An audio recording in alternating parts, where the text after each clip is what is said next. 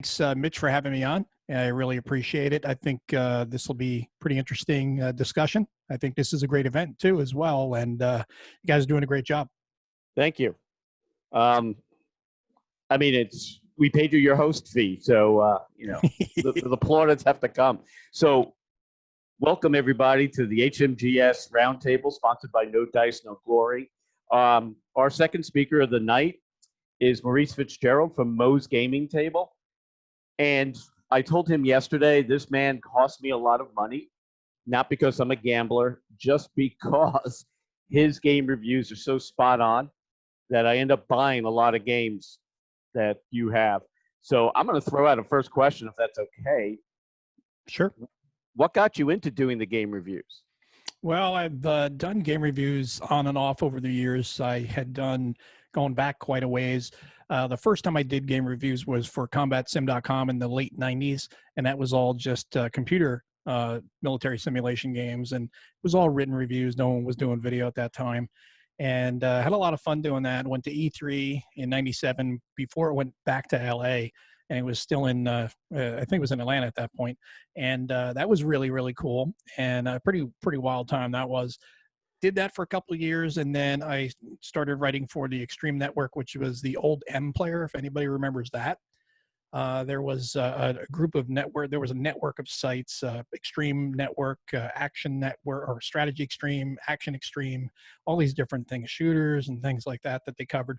So I was doing those, and then I kind of got in and out of games, covering games for a while, and then got back into board gaming probably about 15, 20 years ago, kind of regularly, miniatures and board gaming, and then got back into reviewing just for board games this time about 8 years ago, I guess it was. And I was writing for a different site, and then I got kind of tired of that, and I started writing for my own site and kind of got tired of writing blogs again. So now it's just pretty much video. Yeah, it's a great video, and I always catch it, and a lot of times I put it on our No Dice, No Glory Facebook page. So I'm just going to ask the basic question. Everybody has their gateway drug game. What was yours? Well, the first war game I got was Tactics 2 back in the day. And it was a lot of fun. You know, the squares, no hexes. It was just, there was many a Friday night, many a pizza, many a soda with my friends in the basement playing that game back in Jersey, and it was just a lot of fun. And that was the first one. And the second game I got was South Africa, which I think was a strategy tactics magazine game, and that was frustrating to play solitaire, because I don't know if you've ever played it. Have you ever played that one? I've seen it. And well, the point of it is the South African government just can't win. The communists are going to eventually win. It's just a matter of when. So the game just kind of goes on and on. And when you're young, you're just like, dude, what's the point? Where's the finish? It kind of goes over your head a little bit. So I didn't, I wasn't as, didn't find that as enjoyable. And then, played a bunch of other different war games, including at one point, I had, now the name, I just had it and then it just went out of my head, but Ambush. I had Ambush at one point, and that was a really neat game. And then, of course, that over the years, it just disappeared, and I've not seen it in decades. So I'm looking to get a copy of that again if I can. I'd love to see that one get republished. I saw somebody that was selling a copy, and it went by me now for a lot of money. But that's a great game, and I think that was one of Victory Games' first real games that I think gained some popularity. Yeah, and everybody talks about that game. That's so Maurice and I were back and forth, and if you ever I am with him on Facebook, fascinating. And so we don't really have much prepared script. So, but there are a ton of questions I do want to ask you. So we were talking about some of the games that you've recently reviewed. Have any of them really kind of blown you away as far as covering an area that really hasn't been covered before, or has mechanics that are just new and innovative? Well, I think the one that really caught me, I don't want to say off guard because I'd played something very similar to it before, but it really caught me off guard because it was a unique situation, was Castle Itter by David Thompson. And if you've played Pavlov's House, you're familiar with the mechanics in that game, how he basically uses color coding for line of sight. And it is a pretty simple system, a really elegant system for doing tactical combat. It's abstracted. It's not like, ASL or lock and load tactical or any of those, but it's more abstract than that, but it's still very tactical. And I found it really enjoyable to play. And Castle Litter is really cool because I was totally ignorant of the fact that the Americans and the Germans fought together against Germans in World War II, and I thought that was pretty awesome. But that's one of David's fortes, is he's able to find really odd, obscure, unique pieces of history and gamify it. And I think that just really blew me away because it's just something, as the title says of the game, Castle Litter, the strangest battle of World War II. Yeah, that is kind of on my list to pick up at one time. It still is, because I know you reviewed it. I know you liked it. It's one of the few that you've said this is a great game. I didn't buy. So Really? I'm probably I'm gonna have to buy it right after. We do have a vendor hall with this event, so go hit the vendor hall. A lot of great discounts. You bring up an interesting thing about these games that are very obscure battles. Do you feel like there are certain battles that are just nearly impossible to game to get the same type of experience as we saw historically? That's really tough. Off the top of my head, I can't think of anything that would come to mind right away. If anybody in the audience can, definitely chime in here because it would make for a great discussion topic. But It would. there are, and that's a fantastic question. It's something I've never thought about because I don't necessarily always think of things from a designer's perspective, like a designer does. They'll see something and they think differently. They think, hey, this could be gamed. How could I game this? How can I make this a challenge? I've done development work in the past, and I think of things from a development standpoint as far as like, okay, here's what you're gaming. How can we make it more difficult? How can we make it easier for the gamer? Things like that. But as far as a difficult battle, not off the top of my head, I can't think of anything. So I'll give you one. I'll just throw out there from talking, I think, to Phil a couple of weeks ago. And if it wasn't with you, Phil, I apologize. But I remember playing SPI's, the 4-pack Gettysburg or the Avalon Hill version. And, if I could beat the enemy before they get to the town, shouldn't I win the game? But in a lot of those games, they have victory point locations. So I'm holding something that, yes, during the battle was important, but maybe how I'm playing it, not so important. And Sure. I always found that weird with Gettysburg, but it's probably has the most titles of any battle. So it was a game that I picked up because of your recommendation. We talked about the other day, and it is Brief Border Wars. And you said some very interesting things about it. And you mentioned about playing them in a certain order. And I just want to ask you here, how did you come by that? Well, I really think Brian Train did a great job with that, first off, and Compass has talked about doing a second, third in the series, and I think it's great. For those who are not familiar with it, Brief Border Wars is a series of 4 games in one package. So you're getting the old quad pack in one simple game or one game. There's a simple rule set, 4 pages, and then each game has its own, I think, 3-4 pages of rules that will add on, alter, make exceptions to the rules that are in the base game. So everything works, pretty good out of the box. The odd thing that I found with it when I was playing it was I had to rethink how I play war games a little bit because I'm used to, I think we're all used to, you move your units in, you fight the other, you set up you look at your combat odds, you look at their odds, you see if there's any shifts, you roll the dice, you check your CRT, and boom, there's your, result. In this one, it's not like that. There's no CRT. Everything is one of 3 statuses. It's either the unit's ready, it's disrupted, or it's damaged. No one gets attrited completely out of the game, which I think is really cool. And the thing that I found from playing the game, to answer your question, was I lucked into it by playing Operation Attila first because I was like, wow, this sounds like the coolest one. So I went with that one first off. And I played it, and I was like, wow, this is pretty much a straight-up kinetic battle, and I loved it. Then I noticed when I played Football War and Indochina that, well, now I got to take the MSR into account. I've got to watch my roads and keep my supply lines open, things like that. Now the exceptions become a little different. And then I played Second Lebanon War. And that one was like, don't play that first because you're going to hate the games. You're going to say, Mo, you suck. You should never have told me to play this game because you'll be frustrated. Because what happens is there's a set of base rules. You play Second Lebanon War.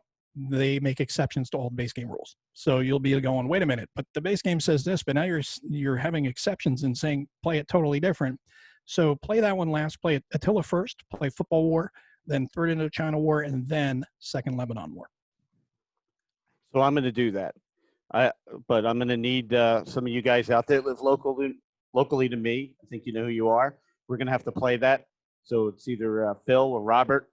You guys are on the hook for playing a little brief border wars.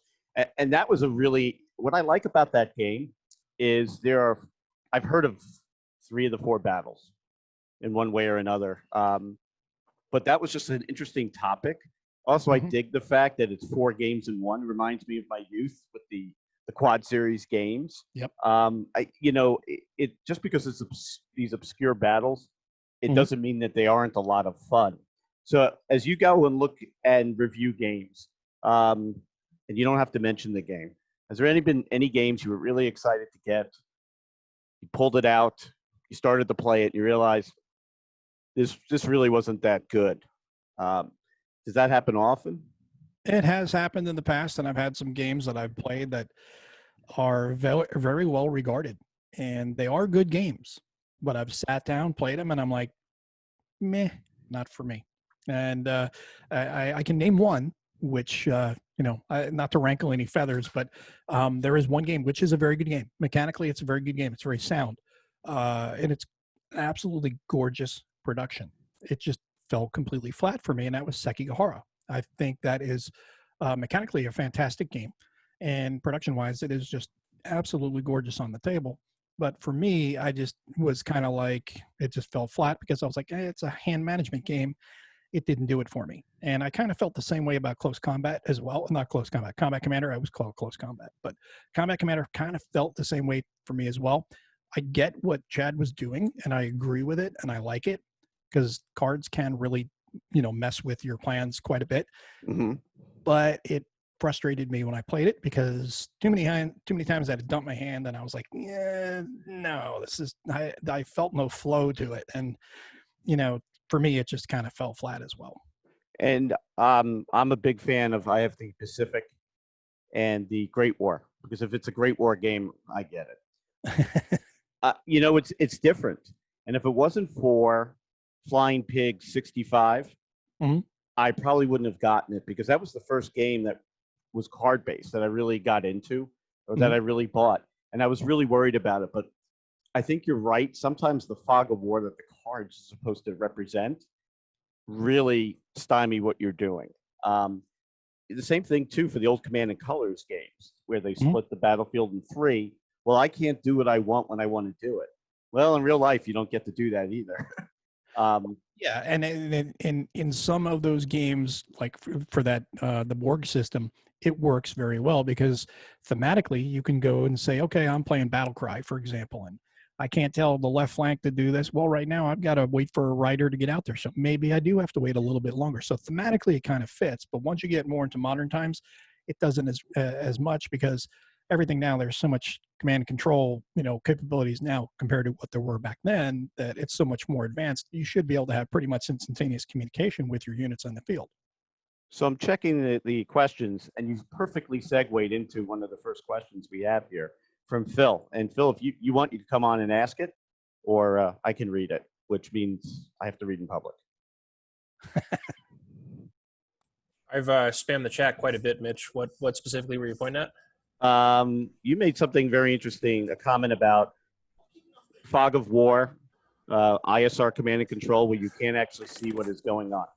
Oh, yeah. So I thought it was very interesting to be asked the question early on, sort of what would be an ungameable battle. And as I was thinking about it, one thing that came up that's not really a battle is the Dogger Bank incident, which was during the Russo-Japanese War. The Russians, their Pacific fleet was hemmed in at Port Arthur by Japanese torpedoes and mines. So they made the questionable decision to sail around their other fleet, which was in the Atlantic side, all the way around. And due to panic, they accidentally engaged and I think lost some ships off the coast of England when they misidentified a English fishing vessel as a Japanese torpedo boat. I don't know if you could really turn that into a game, but if you could, Mo, what would you think about using something like that to use sort of an intelligence / recon game or a command and control game where you don't actually realize what you're shooting at until it's too late? That's a really great question, and that's something that I think would be a make for a fantastic game, because that is one of the biggest problems that people don't really, understand or appreciate unless they've been in the military, because of the simple fact that uh, if you don't know what's out there, and you're not going to a lot of times, you got to basically either have your ISR that's going to get you that information, or you're going to have to go out and get it through eyes on the ground truth. And that means someone's going to have to go out there and in some cases expose themselves unintentionally or intentionally and get shot at to know where the enemy's at. And that would make for a really interesting gaming situation. Now, how would you, the question would be, how could you make the victory, what would you make the victory points be? Would it be finding the enemy, finding them and engaging them, finding them and engaging them without losing too much as far as your own troops or taking too many hits? It does present a lot of interesting decisions to make, and that would be a great one if David Thompson's in the room for him to check out, because he could gamify the weirdest things. And I think it would make for a really great further conversation as well, because that is a really great point you bring up. That fog of war aspect is really, we take it for granted as war gamers. We have perfect intelligence. We know what's going to be on the game board at all times, even when you've got stacks that you can't look through. And that's how you're supposed to have your fog of war. I still see you got a giant stack, unless you got a bunch of dummy counters in there. I know you got a pretty strong stack, most likely. So I'm going to be paying more attention to that. And that is something that I really like. I would like to see more in more games, fog of war, even in multiplayer games where maybe you, as with your forces, maybe you don't know what your guys are going to do or where they all are at exactly at any one time. Yeah, that's always interesting, because you talk about the big stack of chips on Friday and Saturday. I think also on Sunday, they're running games just for this con that really put command and control and fog of war in there. You will not be able to see. You only be able to see what the game master lets you see, including your own forces that you're not in contact with, because It's Napoleonic period. And I just thought that was really neat. And that's one of the problems I think we have in board games, that especially when we're playing historicals, we know around 6:30 Blucher's going to show up on the left. Yeah. And the French know that too. So, there's only so much we can do, I think, in these games to really kind of do the fog of war. But that was a pretty good question. Yeah, and we do have an Andrew on, but I don't know if it's the right one. So he can unmute himself and join us. But yeah, that is an interesting mechanic. I did have one other thing I can add to that. Now, there was, like I said, I've done some work with Lock and Load, and there's talk about doing a Heroes of Fallujah, which is the Lock and Load tactical system. I had been coming up with different ideas for that. As far as, at first I thought I may have actually been involved more than I would be. At this point, looks like it's going to go to another designer. But the ideas I had could be applicable to pretty much any tactical situation, especially more so Fallujah, I think, but any tactical situation could use it. When the Marines went into Fallujah, there was a lot of, preparation by the insurgents ahead of time. They knocked down walls so that way they could pop out on a street corner, shoot at you, duck back in, and then be 5 houses down before you knew where they were.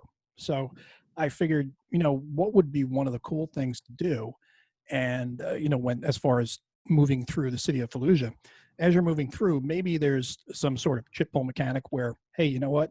2 forces pop out. Now, me as the insurgent, I've got to draw 2 insurgents that I don't even know what I'm putting out there. And I would draw them out of a bag or out of a cup, and I would put the 2 insurgents out there. And could be a martyr guy, could be just 2 Hajis that, are not going to be too intent on dying, and they're just going to pop out, take a shot at you, and then run away. Another thing I thought about was just pop-up attacks, where guys would be in a building, they'd pop out, shoot at you, and then pop back in. Before you even could return fire, you would be taking damage. So that would kind of tie into something along those lines where you have that fog of war as well. So there is actually a few games that have come out that are solo games that have mechanics like that. And I'm going to give Mark Walker props, not just because he's speaking on Sunday, but he really with his Yeah magazine, really throws some interesting games out there. But the game about the fight in Hue City and the one about Stalingrad that just came out, Rattan Creek, Krieg, yeah. which I play tested, really has some very interesting fog of war rules because, as you said, you go into a room or you move, you really don't know what's going to be in there. And you look at a lot of the Dan Verson games too, the Commander games. Yeah. You don't know what's coming at you next. You may have an idea. I tend to look just to see, so I'm not surprised. Cheater, I don't know if cheater. that's cheating. Yeah. But, one of the things, it's kind of odd that solo games have really good fog of war rules. Well, it's easier to do that with a solitaire game than it is with head-to-head, because with head-to-head, I know my forces, you know your forces, and we kind of together both know what each other has. So that makes it more interesting. And that's where, going back to what I was talking about with the Heroes of Fallujah idea, I was thinking, you know what? There was really no distinct command and control structure for the insurgents like there was for the Marines. So maybe if you could have, something that triggers a couple of insurgents to pop out. Well, which ones pop out? I'm not going to necessarily know as the commander which ones are going to pop out all the time. So I'm going to have to draw out of a bag or out of a cup or whatever. I think that'd be kind of cool. On top of knowing what your order of battle is as well, kind of a mesh of the two together, I think would make for an interesting, tactical problem for both players to solve. Yeah, yeah.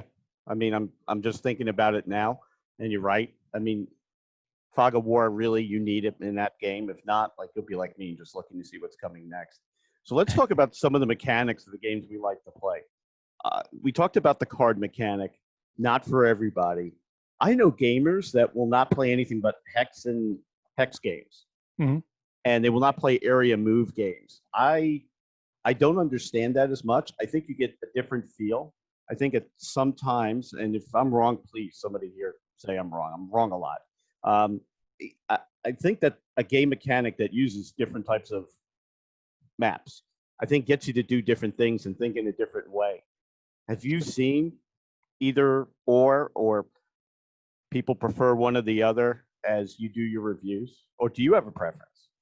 I don't have necessarily a preference. I can see where people would like hex encounter more than area movement, for the simple fact that area movement's more abstract. When you do hex encounter, I'm moving this platoon, company, battalion, division, whatever. I'm moving it into this area in the hex, whatever that scale is for that hex.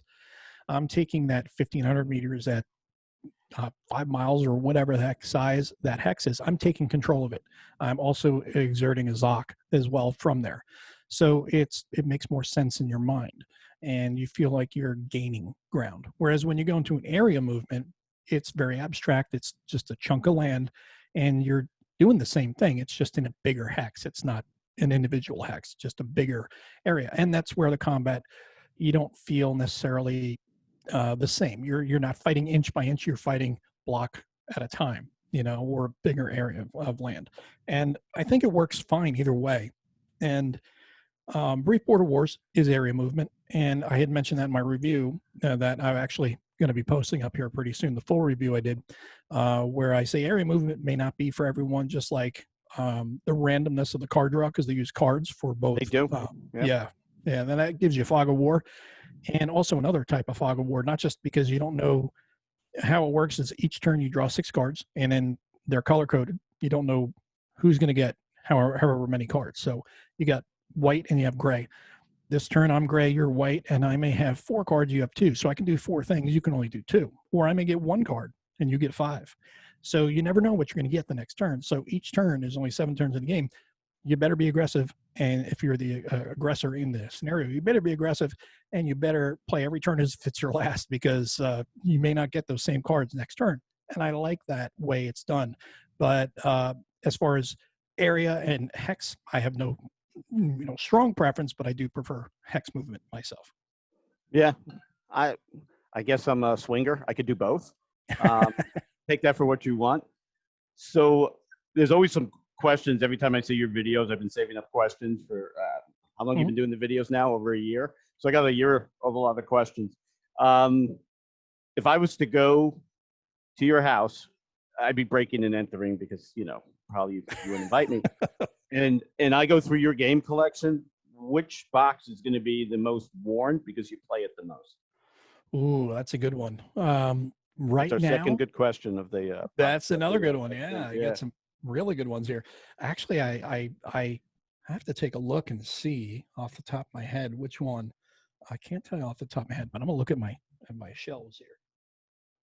And it would, believe it or not, it would probably be the coin games. I probably have the most used over the years out of the coin games because you can easily get them with people. You can easily get a group of people to play them.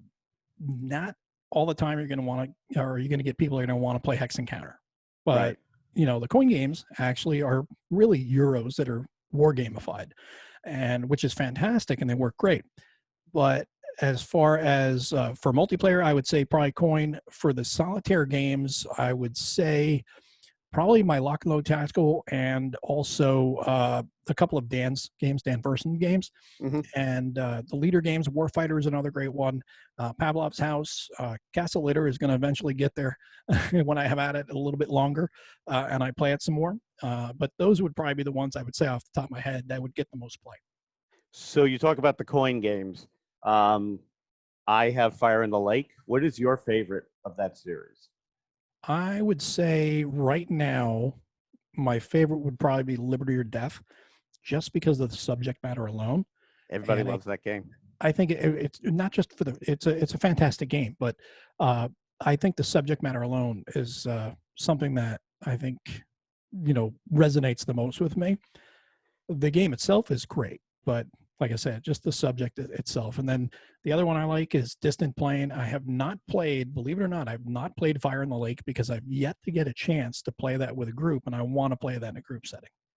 So once this COVID thing ends, we'll have to get together and play. Absolutely. I actually got to meet Volko one time. I got invited by actually somebody here on the chat to his house to play Nice. Almaravid as a Matrix game. And, you go to his house and he has the Charles S. Roberts Game of the Year award. He's got a few of them. And I'm like, I'd love to snap a picture of this, man. I don't want to upset him, but that was pretty neat. So the other question before we turn this over to everybody else, because we've got to have a half hour of deep grilling. So you know how people buy albums and there's a song they just don't want to admit that they like to their friends and family? So if we were to also go in your house, once again, breaking and entering, what game is going to shock me that, wow, you still play the game of life? What war game is probably going to be the one that just stands out of being different from all the others? War game or game? If you can't think of a war game, go to game.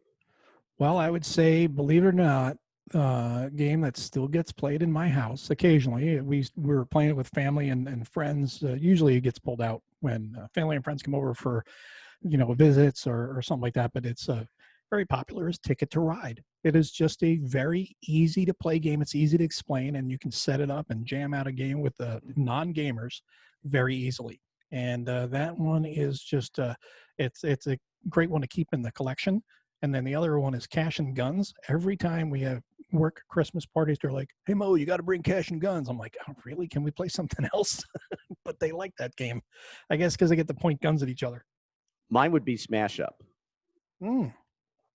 I don't know if you ever played it, but I play with my son, and they understand card collection games so much better than we do. But what's funny about it is they're themed to things that you and I would know that he won't. And I find it funny because he's trying to explain it, and people are like, "Oh, you really like this game?" I go, "It's my son's, not mine." I play that with him. So I'm going to turn this over to some of the audience members. I've seen a bunch of them ask questions. I think we got to them, but does anybody from the audience have a question? And all you really have to do is unmute yourself and say who you are and ask away. If this was Facebook with gamers, they would be typing like fiends. Yeah, no, please. Anybody has any questions, you can chat up, and I am lifting my requirement for bringing whiskey as tribute if you want to have a chat. So that's fine for this chat. So, and that's a little joke. Anybody who knows me knows I'm always talking about whiskey. Well, you have that last name. Okay. Exactly. So we have for Natalia. Please ask. Please just read it out. What are your favorite winning conditions? Is there something that disqualifies a war game for you? That's a Mm, good question. that is really good. That's As really far as good. winning conditions, I like obviously victory point locations. I like objectives, but I like objectives. I also like objectives for both players. So I'm the attacker. You're the defender. I have to get objective A and B. Well, guess what? Not just you have to defend A and B. Maybe you've got to get objective C or D over here on my side, where you're kind of going back and forth a little bit. And what I would like to see more of with that is hidden objectives, where I don't know you don't know what I've got to take, and I don't know what you have to take. So that's how you can add a little fog of war into the game by having those hidden objectives during the game that I know what I have to get, you know what you have to get, but neither of us knows which is more important. And they would be weighted too as well. So it would then draw a lot of feints and moves and I think movement would be a little more cautious, like it would be if you did not have if there was real fog of war and you did not have true intelligence on the battlefield or on the board.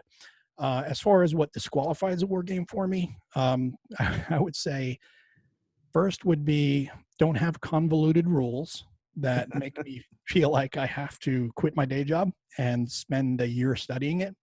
I'm fine with a rule book being deep, but don't hire an editor and make it where it's readable. The other would be let's not make it a 700-hour game because it's just never going to get played. Right. I've never completed a game of Monopoly. Has anybody ever? Some people say they have. I don't. Maybe they're lying. So David Thompson has a question. Rank your preference for wargaming, please. Solo, 2-player competitive, or 3+ player competitive. Ooh, yeah. That would be a combination of the two. 2-player competitive because I can play them solo, and also solitaire games, and pretty much anything David Thompson makes. So because I do love Dave's games, and I think he does a great job with them. But I would say 2-player competitive is really fun. Solitaire because to me, I know at first a lot of Euro gamers, especially, they look at you and go, "How could you play a 2-player game by yourself? That's boring." No, actually, it's really fantastic because you're getting 2 games in one. You're getting to play, let's play Stalingrad 42. I'm playing the Germans. I'm also playing the Soviets. I get to play both sides. This is awesome. And I know what my objectives are, and I know what I'm going to do. And when I'm on the German side, I think like the German. I'm like, this is what I'm going to do. I'm going to punch a hole here and I'm going to go this way, blah, blah, blah. Then I get on the Soviet side and I'm like, not one step back, comrades. We're going to stop the Hun and we're not going to let them in. And it's easy to flip back and forth like that. When there's hidden information, it's harder to do, but pretty much most war games are open information, so it's real easy. But I would say 2-player, then solitaire specific, and then multiplayer would definitely be last. It's interesting that you say that about multiplayer, playing it alone. So during the lockdown, I brought my copy of Next War Poland to the house. Oh, that's a great system. It's a great system. And I wanted to learn the game because we've wargamed that where I work quite a bit, that fight. I wanted to kind of learn it from the view of both sides because as I flipped from one side of the table to the other, the calculus totally changed. And because that game is really very engrossing, it's an amazing series that, I was able to learn from it a little bit more like, well, what would I do if I was the Russian player versus the NATO player? So that's why I think playing a game, I think you just hit that out of the park. Speaking of which, Yankees are up 2-1. Nice segue. Over the internet. That you can really learn a lot from that game and, kind of learn this is what the enemy commander's thinking. I just think it's a great way to learn games. Okay, so we have another one from Natalia. I was going to get to this question too. This is a great question. Is there a war game topic you would like to see? So Natalia, does that mean we haven't seen it yet? I'll wait for her to type something in. Yes, that means we haven't seen it yet. Okay, well, I would say one of the things I do like, I know there's kind of 2 thoughts on the matter. Some people really don't like it and some people are fine with it, which kind of ties back a little bit into coin for a moment, like with a distant plane. Not everybody likes to play current events. They don't like to see those in games. So maybe it's a little too near and dear to them. And I understand that. I respect that 100%. Me personally, I would, if there was something that happened last month and someone could game it next month, I would want to play it just because I like to learn from the gaming experience. I like to vicariously experience what just happened or what happened 500 years ago or 100 years ago or whenever. And I think it's a games are a great tool and a great medium in teaching people about past history and also inspiring them to read more. So me personally, I don't have anything that I would not want to game for the most part. Well, there are probably a couple things that would not be correct to game. I would say that you're not going to want to gamify Auschwitz or something like that. That's not something you want to see in a game format. But as far as anything that's a conflict, an open conflict, like right now, what's going on in Gaowan with India and China, sure, if you can game that, go for it. And that's actually even talked about or kind of touched on in the next war series in India, Pakistan. Yeah, so you bring up a really good point, which most players don't realize, that it takes so long to develop games that there is always going to be a curve behind what happened yesterday and what we could play next. Maybe some modular games. I know miniatures try to do that with, well, you have the forces. All you need are the conditions. So I skipped over Paul's question, and I'm going to read it now. Paul writes, I use Battlecry 150th Anniversary Edition and Memoir 44 to introduce youth to gaming. Do you have any other recommendations? Well, I would definitely say go check out Hollandspiel at hollandspiel.com. They've got a ton of different games, and there are several that are very good for teaching young gamers about war games and getting them excited about them. There's a little game called Blitzkrieg, which is a really small little war game, and it's really fun. You can play it with young kids or older kids. Brave Little Belgium, that's Chitbowl, which is one of my favorite mechanics in games, especially when you're going to play solitaire. You could play that one. Table Battles is another great one. And I think, what is the name of that other one? I even did a review on it. I cannot think of it off the top of my head here. It's going to come to me. Maybe I'll come to you in the middle of the night. Lost Provinces, that's it. Lost Provinces is another one because that one's really good for the fact that it teaches you about Zocs, teaches you about supply lines. And the thing I like about it is there's pretty much only a couple of avenues of approach.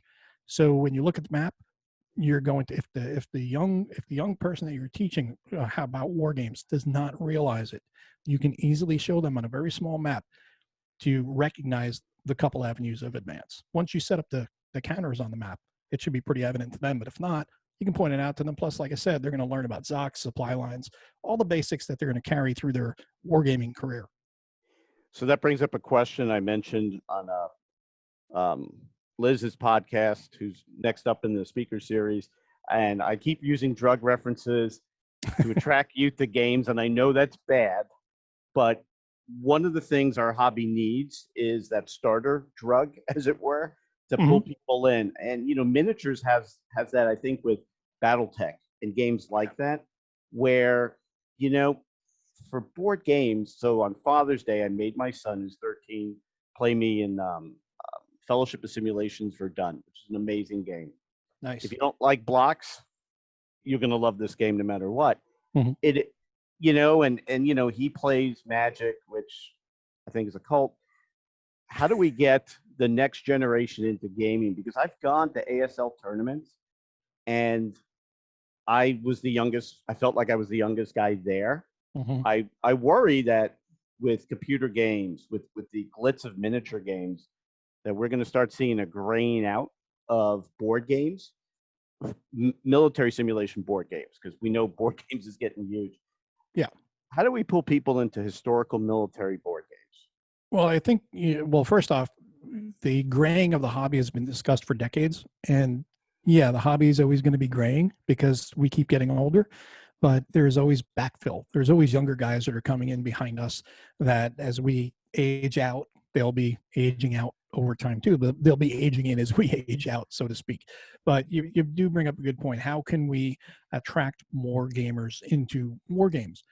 I think games like Coin is a great way because that is a crossover between Euro and Wargame, and it attracts it makes war games less intimidating for non-war gamers. And that's the biggest hurdle right away is people get afraid of the term war game, and there's some talk within the war game community of maybe let's not call it wargaming anymore. Let's talk it con sims or something like that.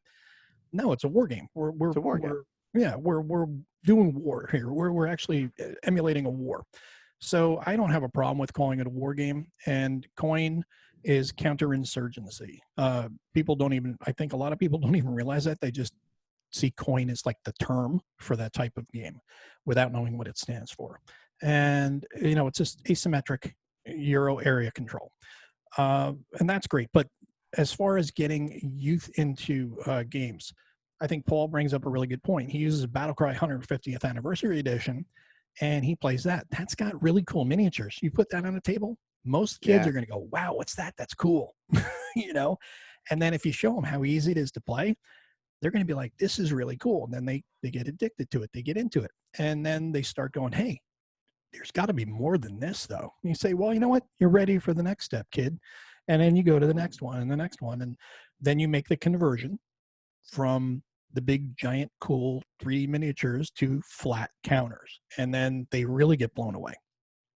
Yeah, so that's the thing that miniatures games has, I think, overboard war games. Because let's be honest, we have all gone through a war game store and seen that pretty box cover or that really good looking map with the great counters. And we're like, yeah, I'm going to read the back of this box to see if it's any good. Then, of course, we go to Board Game Geek to confirm our fears. The miniatures just pulls people in. Like when I started playing Blood and Plunder, I just threw it up on the table and people, with a big pirate ship, people are like, what's that? No, take a seat. Oh, yeah. But, it's like, how do we get guys like us that went from Tactics 2 within a few years to playing squad leader?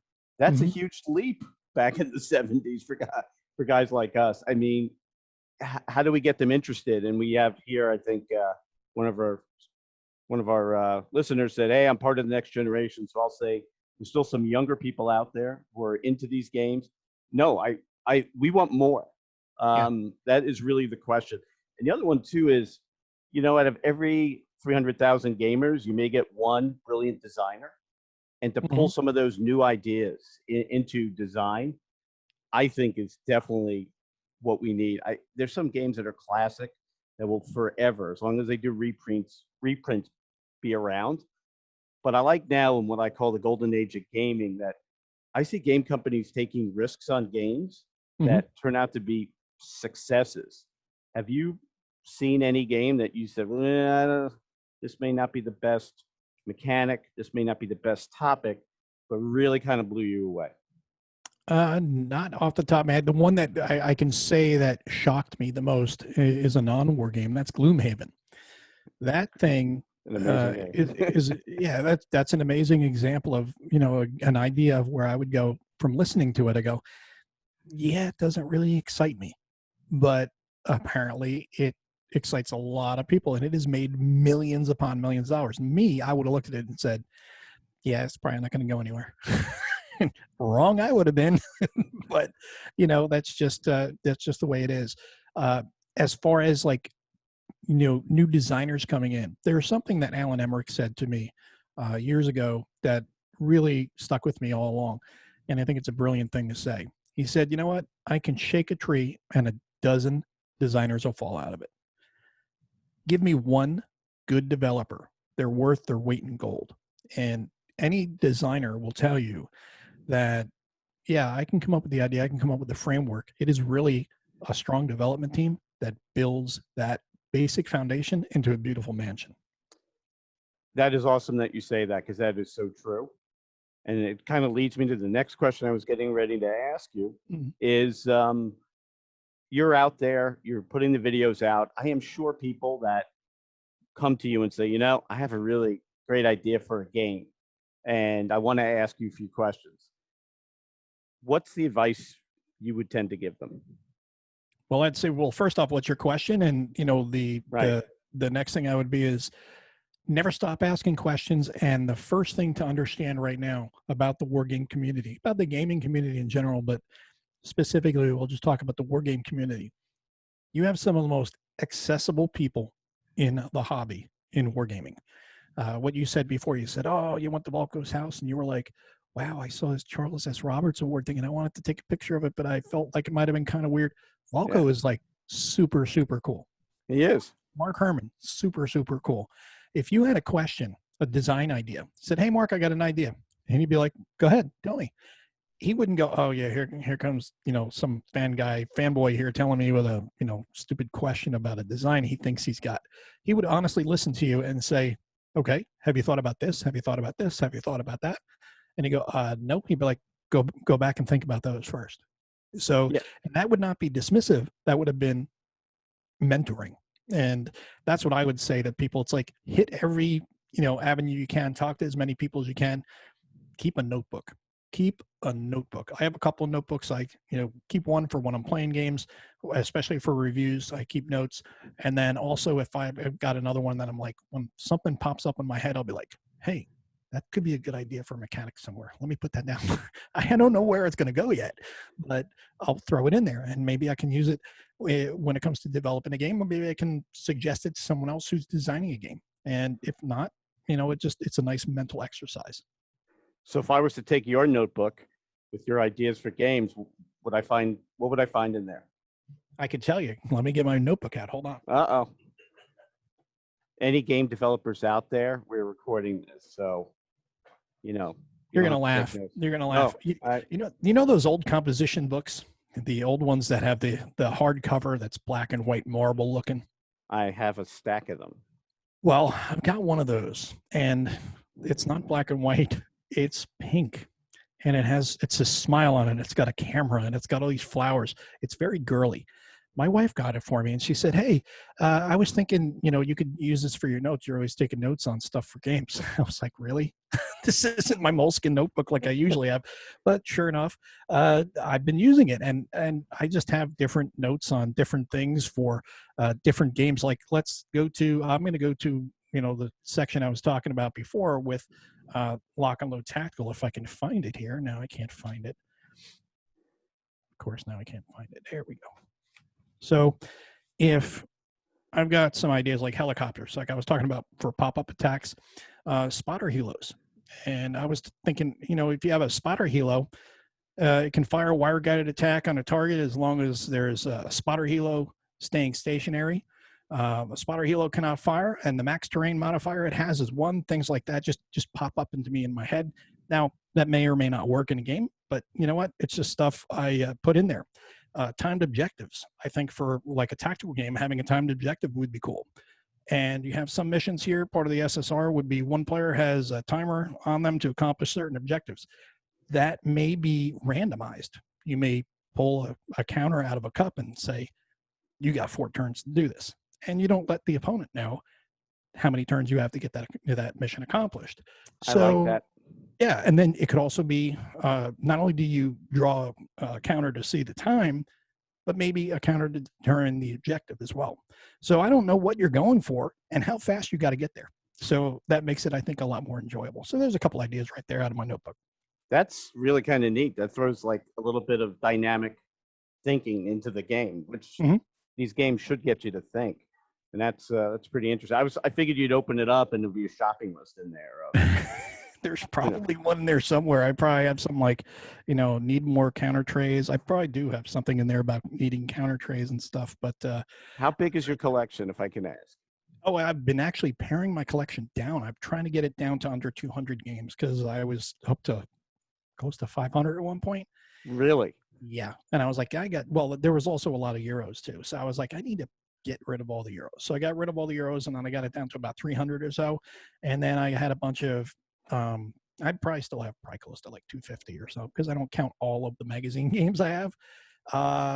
But I've been, selling off games that, number one, I know that either I played and it's just not going to get back to the table anytime soon, or I'm just not going to get to it for whatever reason because, space is starting to get a little tight. So I'm trying to move some games out because I've got other games that I know are coming in. So it's like, get one out, get one in.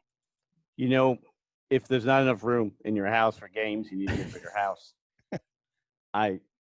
Because it's just it's like miniatures. You can't die if you have unpainted miniatures left. You can't die if there's untouched games in your collection. There you go. I I- volunteer that- as tribute. That's keeping me going every single day. So I'm just going to throw it out there from the audience. If there's any more questions, so we're supposed to be ending in about 5 minutes because we have to go on to Liz next, which I tell everybody to. Well, here's something bad. Don't feel sorry for me. A lot of the questions I'm going to ask her, I already asked you.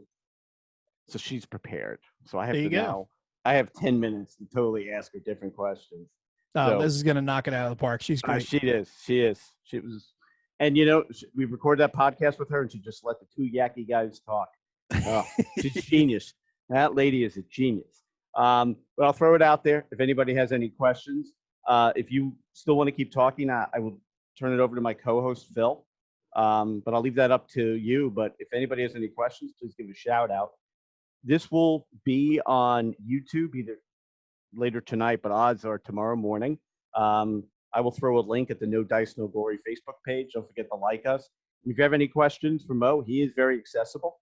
And I want to thank you personally because I asked, you didn't really know, other than making a lot of comments on some of the games, because you get back when I ask a question about a game. But you were just, hey, I'll do this. And I really appreciate that. And I think everybody here does as well. So I will leave it up to you if there's any more questions. But if not, thank you so very much. And happy gaming. I appreciate it, Mitch. Thanks a lot. And no I look problem. forward to watching your chat with Liz. Oh, yeah, that's great. I'm a little nervous. Okay. All right. So it doesn't look like there's any questions. So I will see you guys in about 10 minutes. But thank you so much. And we're going to have you on again. Sounds good. Thanks very much. Thanks a lot, guys. Appreciate it.